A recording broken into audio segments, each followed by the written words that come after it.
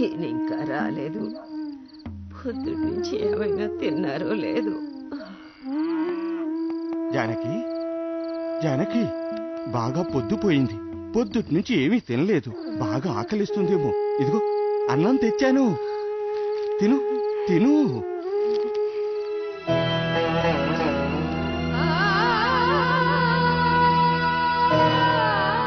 ఏమిటయ్యా ఈ బొబ్బలు? ఈ వయసులో కూలి పని చేసి వస్తున్నారా? ఇంతకన్నా నేను చచ్చిపోయినా బాగుండేది కదా. అలా అనకు జానకి, ఆయన వస్తున్నాడు. ఎవరు వస్తున్నారు? నీ మనవడు.